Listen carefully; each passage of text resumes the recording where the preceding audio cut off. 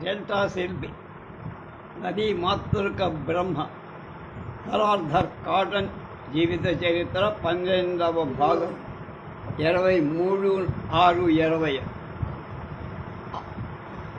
గోదావరి ఆనకట్ట తరువాత మద్రాస్ చీఫ్ ఇంజనీర్గా ఆయన వెళ్ళాడు. ఆ వివరాలు దీన్ని రాసిన వారు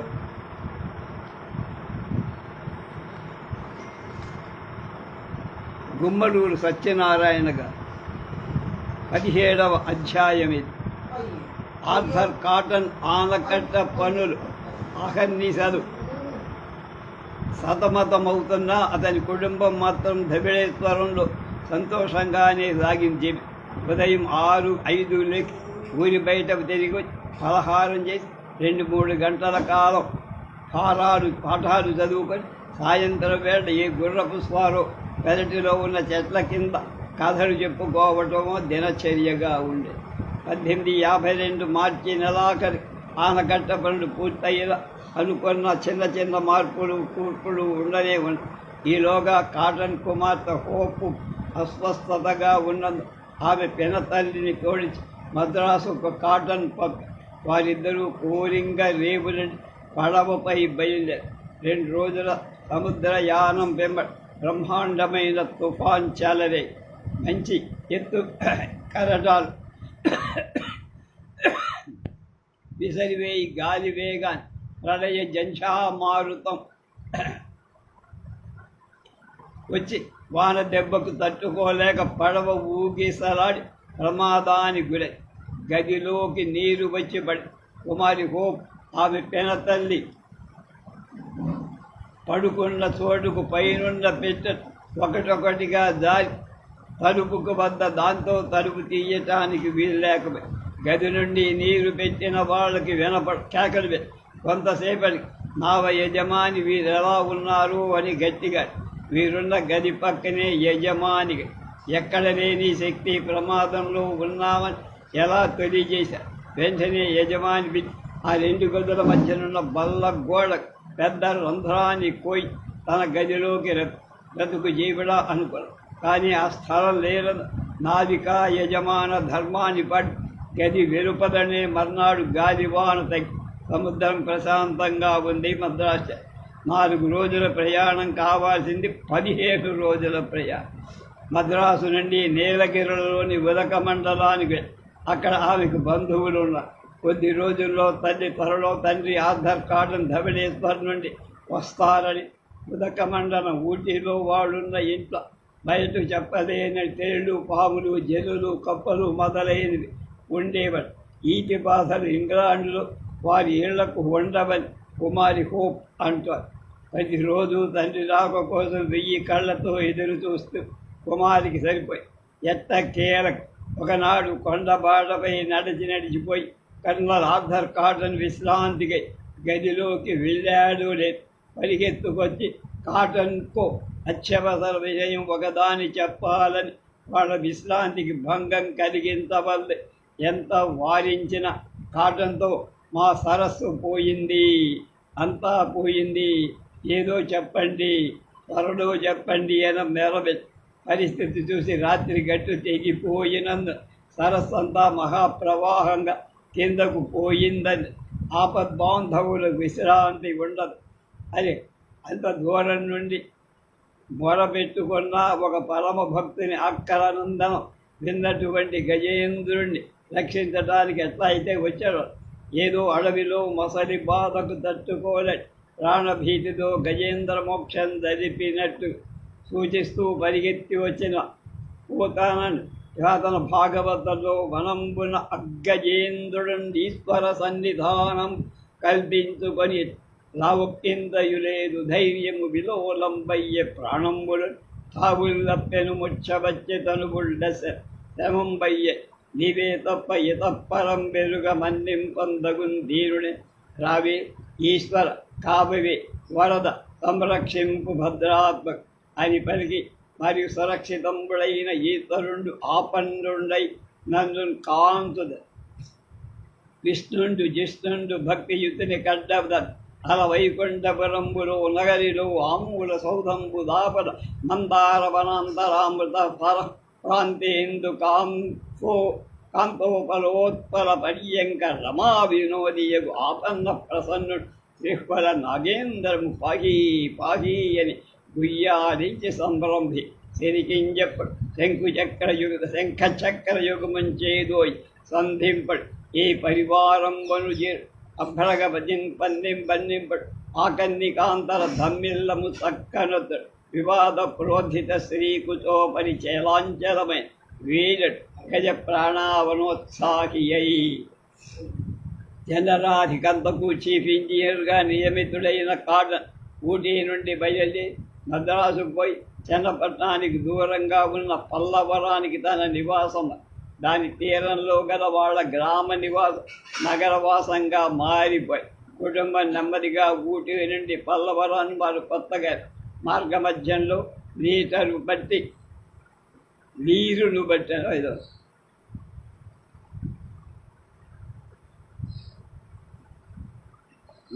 బట్టి పల్లకీలోనో రెండెడ్ల బండి పైన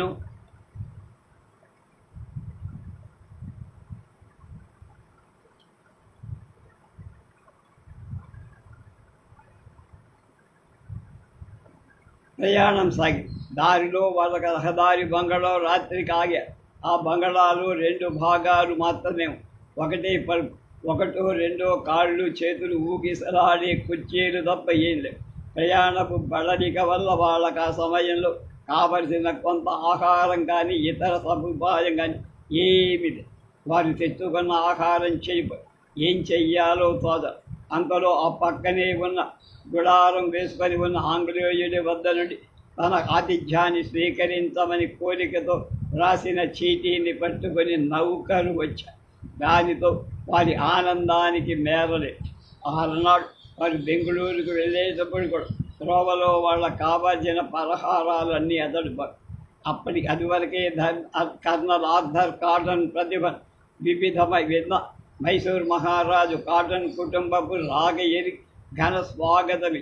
అంతేకాదు నౌకర్లు చాకర్లు తృప్తినిచ్చే భోజన సౌకర్యాలు మొదలైనవని వాళ్ళకి అందుబాటులో పోయి మైసూరు రాజభవనంలో ఉన్న ఉద్యానవన జంతువులు చిత్రవిత్తరాలని చూసి కాటన్ కుటుంబం మద్రాసు చేరి అక్కడ వీరి రాకకు ఎదురు చూస్తున్న ఆర్థర్ కాటన్ను చేరి పల్లవరం స్వగృహంలో అందజేశారు. పల్లవరంలో వారి బంగాళా కొన్ని 100 అడుగుల ఎత్తుగల స్థలంలో ఒకవైపు బంగాళాఖాతం, మరొక వైపు విశాల భూభాగం. ఒకటి పూట తన ఉద్యోగంలో మనకి తేలుతున్న ఉదయం సాయంత్రం వేళల్లో ఎప్పుడలా క్రైస్తవ మత విషయాల్లో ఆర్థర్ కాటన్ కాలయాపని. ఆదివారం క్రైస్తవ దేవాలయం చర్చికి పోయి ఉపన్యాసాలు చేసి కాటన్ సతీమణి సైనిక కుటుంబాలు ఇతర పేద స్త్రీల దగ్గరికి పోయి తగిన సాంఘిక సేవా కార్యక్రమాలతో నదీ మాతృక నౌకాయాన అందుకనే ఆయన నదీ మాతృక బ్రహ్మాండ. కాలువలను సేద్యపు నీటి పారుదలకే కాక నౌకాయానాన్ని కూడా సరిపోయే చెయ్యాలా అనేది ఆ రోజుల్లో ఒక ప్రధాన చర్చ. కొందరిటూ వాదిస్తూ దానిపై భేదాలు చెలరేగు. రాజమండ్రి జిల్లా కలెక్టర్కు 17/4/1850 కాటన్ ఒక ప్రతిపాదన చేస్తూ నీటి కాలువలు ఉభయతారకంగా ఉంటాయని అందులో ఈ క్రింది విషయాలు చెప్పారు. ఇంతవరకు నౌకాయానానికి తెరువబడిన కాలువ ప్రయోజనం గ్రామానికి విస్తృత ప్రచారాలు సూచిస్తారు. ఈ జిల్లా నుండి సరుకుల ఎగుమతి నానాటికి పెరుగు కనుక ప్రాంతాల నుండి సముద్రానికి తగిన రహదారుల సదుపాయం కాదు. దాదాపు 10 లక్షల జనాభా గల ప్రాంతాలు సరుకు రవాణా తెచ్చుకోవడం వ్యాపారానికి రహదారులు లేవు.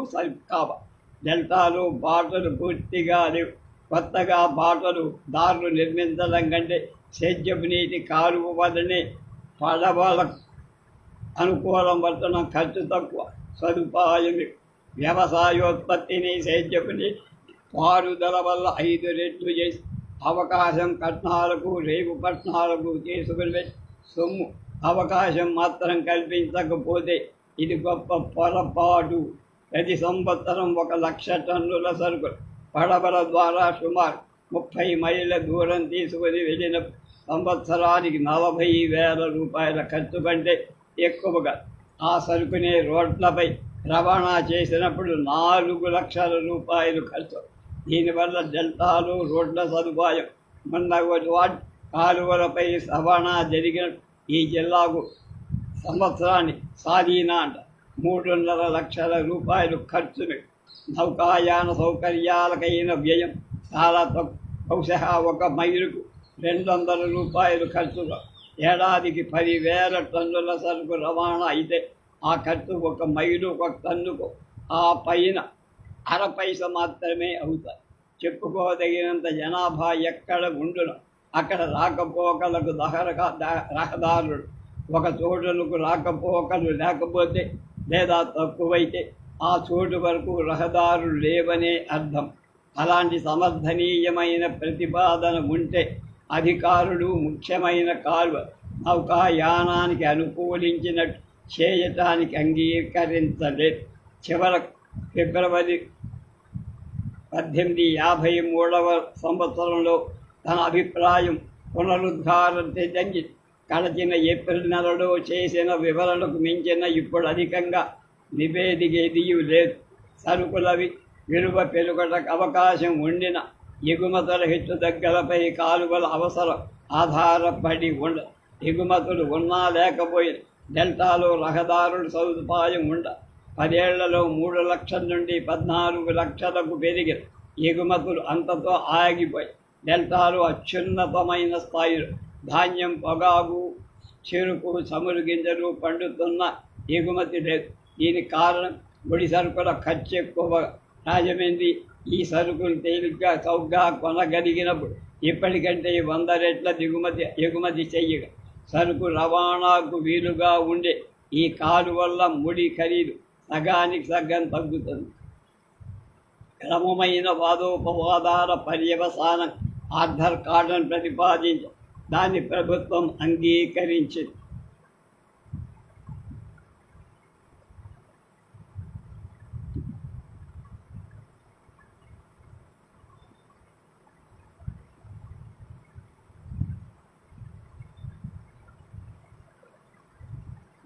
గోదావరి డెల్టాలో 500 మైళ్ళ పొడవున కాలువ ఏర్పడి గోదావరి రహదారి కాలువ నుండి 300 మైళ్ళ దక్షిణ డెల్టా కాలువలోకి 3 స్థలాల్లో కలిసి వాటి ద్వారా బకింగ్హామ్ ప్రవేశించిన కాలువకి ఈ కాలువ దృష్ట్యా రహదారి కాలువల వివరాల నుండి పొడవు నుండి మద్రాసు చేసి అక్కడి నుంచి ఇంకొక 65 మైళ్ళు దక్షిణ ప్రాంతాన్ని ఈ రహదారి కాలువ కలయిక మూలంగా కాకినాడ నుండి బకింగ్హామ్ కాలువ వరకు చివరి వరకు 450 మైళ్ళ పొడవైన మార్గం ఏర్పడి ఒక జిల్లా ఒక పక్కన జిల్లాలోకి రహదారుల కాలువ సౌకర్యం ఉన్నందున ఎగుమతులు నానాటికి ప్రజల ఆర్థిక జీవన స్థాయి కూడా పెరిగింది. ఒక సందర్భంలో రహదారి కాలువలు సక్రమంగా ఉంచుకుంటే సంవత్సరాల్లో సరుకు రవాణా రోజు సగటున 50 టన్నుల వరకు పెరుగుతుందని కాటన్ వివరించి కర్నల్ కాటన్ అభిప్రాయానికి ఎవరో ఒకరు అవకాశం దొరికినప్పుడల్లా వ్యతిరేకత చేపట్టడం మామూలు. మా 1888 కృష్ణా మండలాల మధ్య రైలు మార్గం వేయే ఆలోచనకి అప్పుడు కాలువల ప్రయోజనంలో పూర్వాపరాలను లెక్కించడం ప్రారంభించి ఒక్క సేద్యపు నీటికి వాదులుగా ఉండాలా, రహదారి పడవలు కాక అనుకూలంగా ఉండాలా అన్నది సమస్య.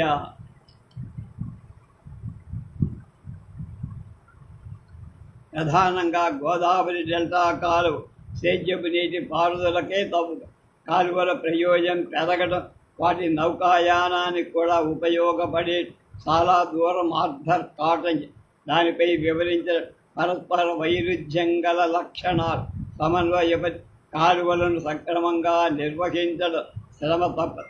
ఈ విధమైన శ్రమ ఏలూరు కాలువలో విశదమై కృష్ణా గోదావరులను కలిపే ప్రధాన జలమార్గం కాలువ నీటితో కావలసినంత ఒండ్రు మట్టి రాక తప్పదు.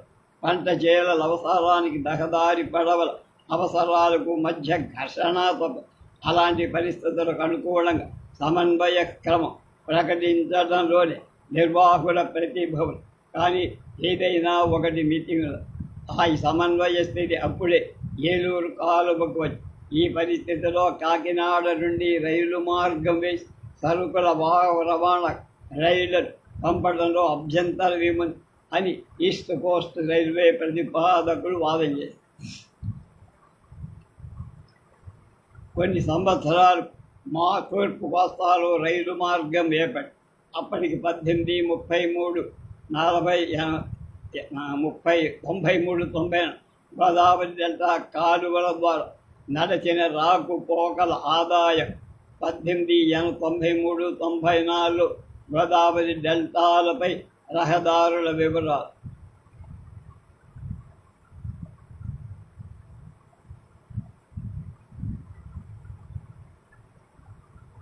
పత్తి 551, దిగువ ప్రయాణం 2500-450, మొత్తం రవాణా అయింది 8210 టన్నులు. ఆదాయం 32,59,880. అలాగే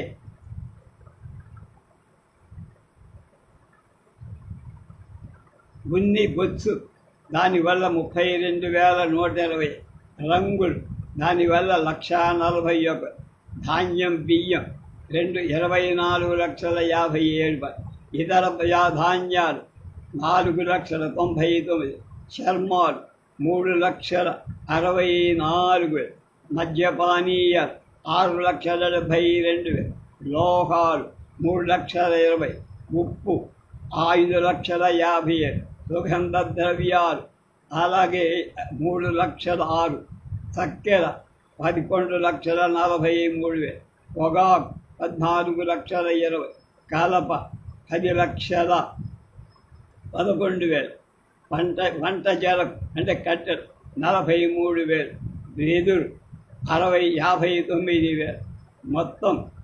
2,24,23,294 రూపాయల ఆదాయం.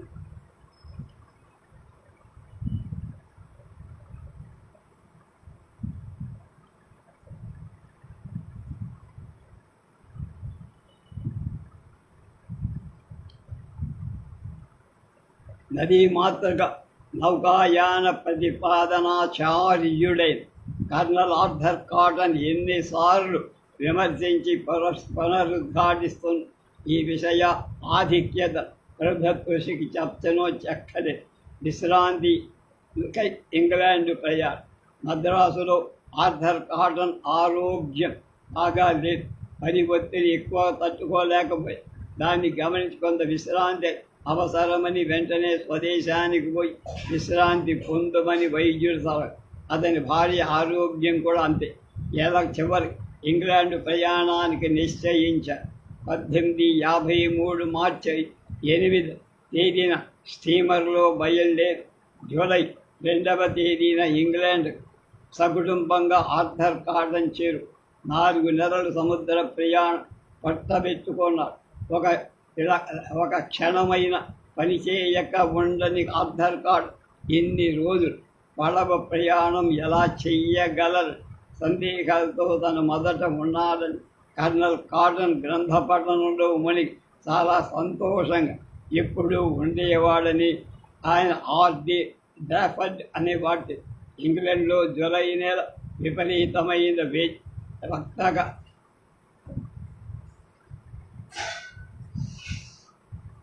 పట్టణానికి ఏదైనా పల్లెకు పోవడం తేలిక.